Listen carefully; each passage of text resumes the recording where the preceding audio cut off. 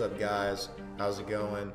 There's a lot going on in crypto right now, especially in the month of December and as we lead into 2019. And one of the things I want to talk about today specifically is Cardano, what they're doing, what they're implementing, what direction they're going. 2019 looks pretty bright for the Cardano blockchain, for ADA, and for IOHK, and everything that they're doing, and all the moves they're making.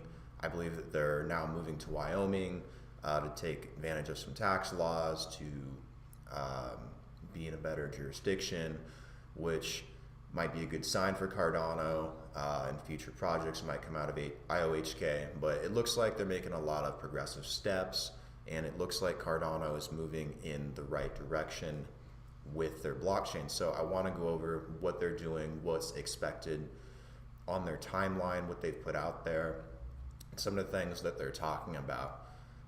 So I'm going to go over their thoughts on scalability, sustainability, interoperability, what it's looking like so far for proof of stake, what it's looking like so far for their Treasury System and their Testnet.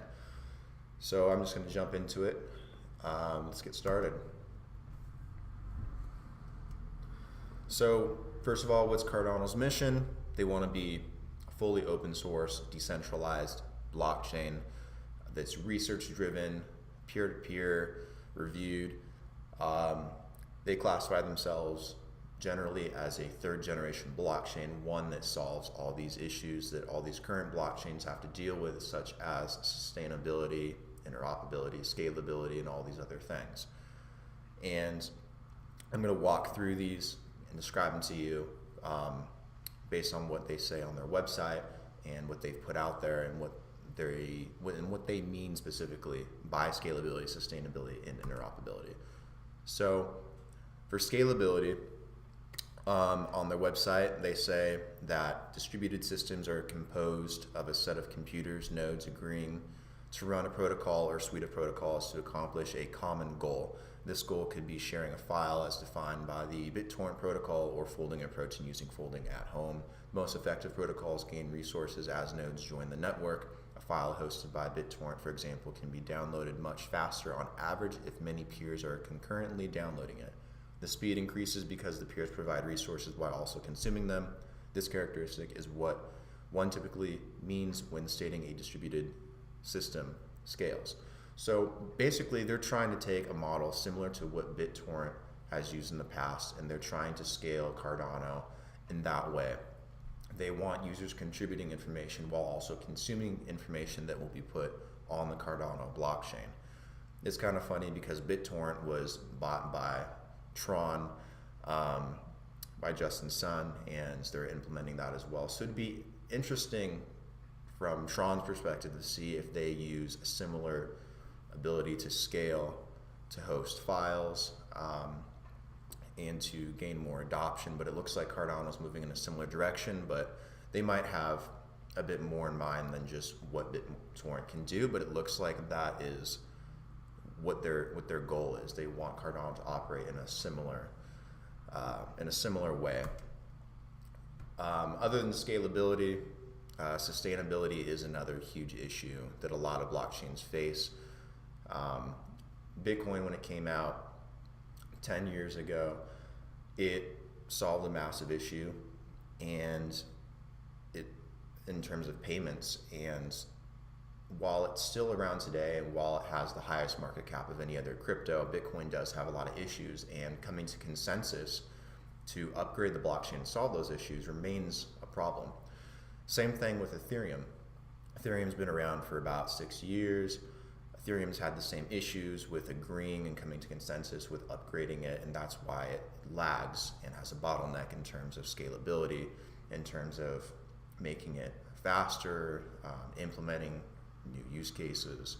So how can a blockchain come into existence yet have the ability to be sustainable, to last a long time, to maintain its community, to maintain its developers, to validators, and to grow and advance as a blockchain? Because we don't want to continuously put out new blockchains all the time. We want a blockchain that works and that we can upgrade, and the enterprise can trust, that governments can trust, that you can trust. So how are we going to solve sustainability? Cardano looks at it this way. Take the internet, for example. The internet was a military-grade project that grew out of DARPA into academic circles with strong government backing and a well-defined set of initial custodians. The internet grew under non-commercial conditions without the machinations of corporate influence attempting to monopolize a network. In fact, e-commerce violated the NSF-AUP until it was repealed in 1992. So basically what they're trying to say is that with the internet wasn't originally a public domain thing. The internet was invented as a military project through DARPA, eventually got into academic circles, and eventually got into the public sphere. Cardano, other blockchains have jumped right into the public sphere of influence and have gone for this open source idea, this decentralized idea, which is the ultimate goal for blockchain, for crypto. But the point Cardano's trying to make is that maybe that's not the best way to start off a blockchain. Maybe there is some centralization, some federalization that needs to happen to help blockchain grow to get to where it needs to be, and then eventually it can become this decentralized system. So with that in mind, this is also what Cardano says on their site about sustainability. First, while centralized custodianship of crowd sale funds allows for agile and rapid development of the protocol during the early days, eventual funding has to diversify, and the speed of development needs to retire to a more systematic and deliberate pace. Following this point, funding needs to avoid cultural, linguistic, and geographical bias. Second, as the community becomes more informed about the underlying nature of the cryptocurrency technology, decisions about the roadmap cannot be centralized to a set of core developers or foundation. There needs to be a blockchain-based method for proposing, vetting, and enacting changes to the protocol. Third, the incentives behind maintaining the Cardano SL blockchain have to be directly aligned with the aggregate desires of all users. We cannot permit a cabal of specialized actors to emerge who are independent of the will of the greater community. For the first principle, we have chosen to integrate a treasury system into Cardano. I will talk about the treasury system in just a little bit. For the second, we will deploy a formal process to propose Cardano improvement proposals through a system coordinated by CSL itself. So basically they'll have a system in place where you can make proposals for the blockchain, vote on it, I suppose. For the third, we believe Ouroboros provides an elegant solution. So again, they like what Ouroboros can potentially do to aid in essentially upgrading the blockchain and advancing the blockchain progressively. But the points they make right here, their first, second, and third, basically have to do with trying to adhere to what the community wants, while at the same time maintaining a balance that allows development. So while there will be a lack of consensus in a lot of blockchains, Cardano hopes that by pursuing this, they'll be able to solve that going forward in the future, and hopefully this will get implemented pretty soon, because I'd like to see it in action, because I don't think another blockchain has really undertaken that methodology yet. So this is something to look forward to in the near future, maybe in 2019. Third, interoperability. This is the other major problem that most blockchains have. A lot of blockchains are going to have an issue integrating with legacy systems, with the physical world, and in part with other blockchains as well. Cardano wants to solve this problem. They've talked about it a number of times. So let me just read you the excerpt from their website on what they say regarding interoperability, and then we can talk about it. So for Cardano, we first have to establish that what would a legacy bridge even entail? What systems, standards, entities, and protocols should we target to ensure there is a reasonable certainty of interoperability? Can these bridges be federated or decentralized? Are like exchanges, will they become central points of failure for hackers, malicious owners, or overzealous regulators?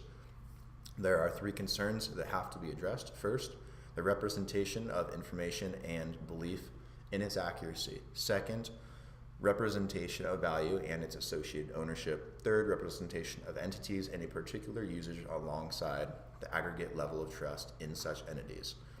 To be useful, information and value need to freely flow between the legacy financial world and Cardano. Then outcomes need to be established and recorded to build reputation and grounds for recourse. Yet, such things are mostly scoped in nature to the actors involved. To encode them on a blockchain would make them global and permanent. So basically what they're talking about is the issue of connecting the digital world to the physical world, which is something that we're starting to run into nowadays. How are you going to tokenize something or put something on a blockchain permanently, yet have real world implications that don't correlate with what the blockchain does? So let's see what else they say.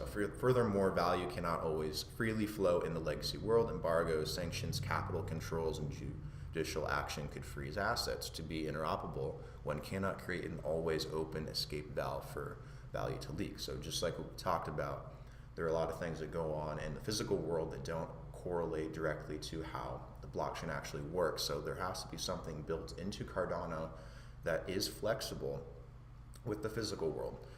And I'm just going to focus on legacy markets right now and not on the interoperability with other cryptocurrencies, because that's just something that can get done between developers. I think this is going to be a much bigger issue that needs to be solved, especially if we're talking about creating institutional on-ramps and ways for people to get their money into crypto legally and through regulations and all this stuff. Lastly, they say, finally, the brand and reputation of entities is one of the cornerstones of commercial relationships. Billions of dollars are spent yearly on marketing campaigns to establish, maintain, and repair brands. If libelous, false, or misleading claims are made about a person or entity, then they have the right to seek legal recourse. Yet blockchains attempt to permanently preserve history. So again, while the blockchain's great, it does preserve history and it creates this immutable ledger.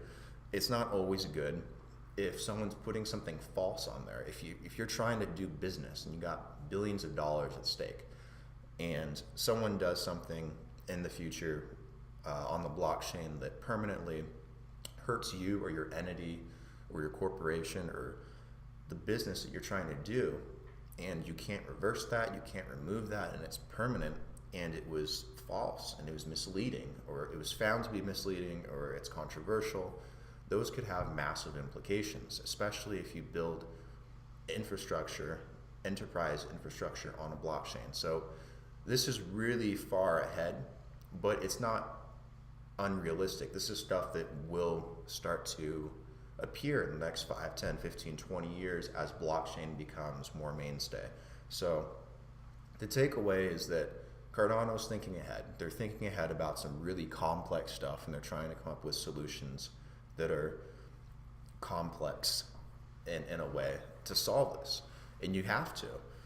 So there's going to be a time when governments and companies and individuals are going to want to use a blockchain, but they're going to need a blockchain that adheres to whatever regulation comes out, whatever requirements come out for that blockchain to be used in government or enterprise that can handle billions and billions of dollars.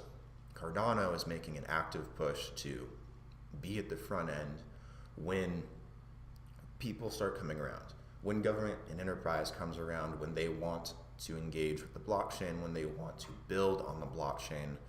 Who's going to be ready to step in? Cardano is trying to be the person ready to step in. Because if it was today, Ethereum would have a lot of issues. Ethereum wouldn't be able to do it.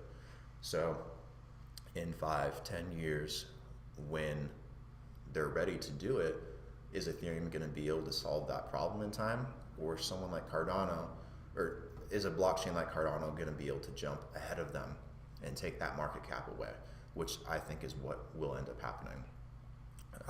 So interoperability is definitely very, very important, specifically in legacy markets. So one of the most exciting things about Cardano is proof of stake. We're going to get to see it work in real life, not just in the white paper, not just in theory, and it'll be the most popular use case of it. So let's read what they put on their site. What is proof of stake? Proof of stake is a novel approach To block generation, the core idea of proof of stake is that instead of wasting electricity on cracking computational heavy problems, a node is selected to generate or mint a new block with a probability proportional to the amount of coins this node has. If a node has greater than 0 stake, it is called a stakeholder. If a node eventually becomes chosen to mint a new block, it is called a slot leader. About slot leaders. Nodes with a positive stake are called stakeholders, and only stakeholders may participate in running the protocol. Moreover, to be able to generate new blocks for the blockchain, a stakeholder must be elected as a slot leader. So I'll get into more detail on this as well to try and help simplify that. But basically, when you stake your ADA with Cardano, and let's say you do it with a different staking pool, you don't do it as an individual. I don't know how that's going to work specifically, but when you stake, you become a stakeholder, and depending on how much you stake, you become a slot leader. And if you're a slot leader, then you have the right to produce a block on the blockchain, or you get to sign that block using your private key or secret key, I believe. So let's jump into the more complicated stuff, because it'll actually be easier for you to understand it once you can picture it, because it works differently from mining. So epochs and slots. So here's where the math comes in. The Ouroboros Protocol divides the physical time into epochs, and each epoch is divided into slots. So, for example, that's what it would look like. You'd have an epoch over a certain period of time, and then you'd have a slot, and that slot is a smaller portion of time, and each slot has a slot leader. Okay, sorry about that. My computer was acting weird, but anyways, let me get back to what I was talking about in terms of epochs and slots for proof of stake.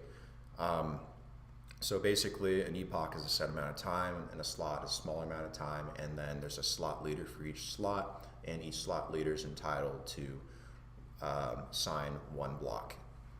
So you can see that in the diagram that they provided on their website right here. And what else does it say? It says that it means that the slot leader has a sole right to produce one and only one block during his slot.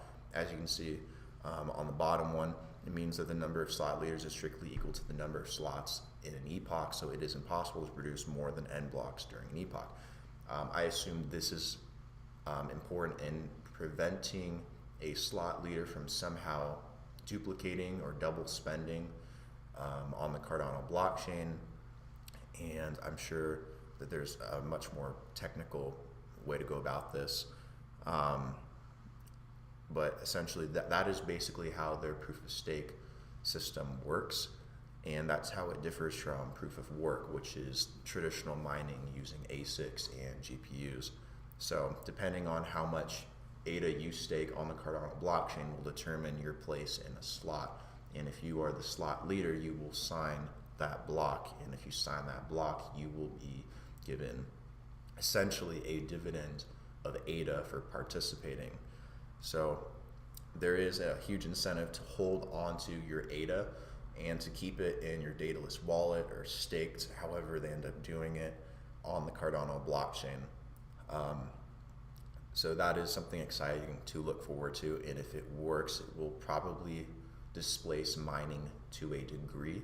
So let's keep an eye on that with Cardano going forward. The other thing I'm excited about is the Treasury System for Cardano, because I don't think we've effectively seen this in blockchain tech yet. But this is what they say: the launch of Cardano and availability of ADA during the sale that occurred at the launch, 25.9 billion-ish ADA were sold, and an amount equal to 20% of the total ADA vouchers were sold during the sale period, equating to 5.1 billion units. These ADA vouchers were generated and distributed to 3 entities of the Cardano community, each member of the technical and business development pool, namely IOHK, Emergo, and the Cardano Foundation. So that's just where all the money went. ADA supply cap. ADA is capped at an arbitrary 45 billion or 45 billion ADA to be released during the operation of the Cardano protocol. So the remaining ADA, 13.8 billion or so, will be issued after the launch through minting. Minting being the process of proof of stake. So 13.8 plus billion ADA is on the sideline waiting to come in as through the minting process of proof of stake. And I assume this is going to be facilitated by their Treasury System. So when proof of stake launches, I assume a Treasury System is also going to launch. There will never be more than 45 billion ADA in circulation. That is to note, which is a good thing, because you don't want to inflate the price. You don't want to inflate ADA. You want some sustainability in terms of ADA's value. So there will never be more than 45 billion ADA in circulation. Will they take ADA out of circulation? That's another question. I'm not quite sure. I know some blockchains do that though. More on the Treasury. So in the Bootstrap area, which is, I believe, what's underway right now, Cardano is currently in it. Oh yeah, it is. Okay. Cardano is currently in its bootstrapping phase. During this phase, fees are not being collected and no ADA is being minted. Fees from this phase will be collected in the future and they will be destroyed. Okay, so they do, I believe, remove from circulation. I will do more research on that, because that does affect the price, and depending on how that works over a period of time and depending on adoption and use on Cardano, that could be very, very good and very bullish in terms of the price of ADA. And I'm not going to speculate on that. I'm not going to tell you to invest in it, but it is something to consider looking at if that's something you're interested in. More on the Treasury System. Cardano will have a treasury going forward. This treasury will be endowed via some portion yet to be defined of newly minted ADA and transaction fees. So, okay, when proof of stake's going on and new blocks are minted, new ADA is minted, brought into circulation, there will be fees associated with that that will put ADA into their Treasury System. And I know that they will use that to help continuously fund Cardano and make it more sustainable, and to put it to good use for development and things like that. So I'm excited to see how that works, and if that is sustainable. Are they going to need more money in the future, especially if they have a cap on how much is coming into circulation? Is that going to be an issue? Those are all good questions too, but at least they're thinking proactively, and they have at least a short to midterm solution for this. They also have some stuff on minimal fees, some denominations, similar to a Satoshi in Bitcoin. There's a million Lovelaces and an ADA. I'm not quite sure why they chose Lovelace, but they seem to have pretty interesting names for a lot of their stuff, and there's a meaning behind a lot of it. So yeah, that's just a little fun Easter egg. Last thing is Testnet. So Cardano doesn't really have a testnet put in place yet, but it is almost here. So why is a testnet good? Well, it allows developers, businesses, some very ambitious blockchain individuals to play with Cardano, to build on Cardano, to test new improvements, to test smart contracts, to test decentralized applications, to run atomic swaps and test side chains and different layers for Cardano. So the fact that that's coming soon, maybe in the next update, if we're lucky, in what I believe is Byron or Shelly and Byron, both. Testnet is a good thing. So Testnet will allow innovation to continue. It'll probably spark some excitement, because people are going to want to build on Cardano and figure out how it compares to Ethereum in practicality.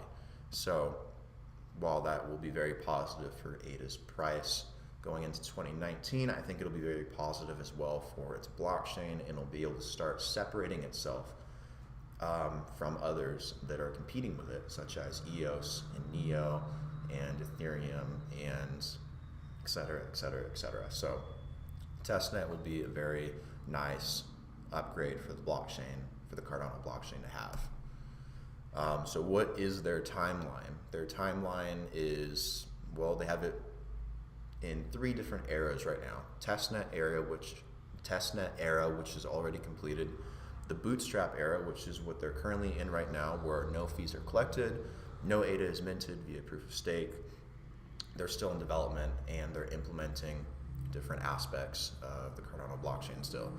The reward era, this is where they will essentially completely decentralize Cardano, or at least move towards decentralization even more for Cardano, and proof of stake will be implemented. So the reward era will be minting of blocks via proof of stake. It'll probably encompass the Treasury System. Fees will probably be collected as well. My guess is that this takes place in 2019. They've moved very, very quickly since they launched over a year ago, and they have accomplished quite a lot, despite it being a pretty ugly 2018 for crypto in general, and for a lot of projects that have actually lost funding and development. Cardano has moved forward quite diligently, and I believe that the reward era will probably begin in 2019, probably early 2019, and will develop clear into 2020, I'm assuming. There's a lot they're trying to implement. If you go look at their timeline online of all the things they want to do, and you look at all the updates they want, all the things they're working on, Cardano is a project that's going to be developing through the end of this year, 2019, 2020, and beyond that, and I believe they're funded through 2020 anyway, so I don't think they're in any rush to get anything completely done. But I think this reward era, in terms of proof of stake, we're going to see very, very soon, and that should be exciting for Cardano, and that should effectively launch the third generation of blockchain tech. So that's it for Cardano. I think I covered most of the exciting things that are going on with it, and where they're going in terms of development, and what's going on with their blockchain, and what Charles Hoskinson wants done, and what their developers are doing, and how the community is growing. So yeah, that's it for Cardano for today. If you like this video and you want to see more, feel free to follow me on social media, on Facebook, Instagram, Twitter, Twitch, Steam it, and subscribe on YouTube. And if you have any comments, please feel free to comment. And if you have any questions, please leave your questions in the comment section, and I will do my best to answer them, or to provide any resources, anything that you're looking for, or if you want to hear about something specific in the future, you can put it there as well. Again, thank you guys for listening.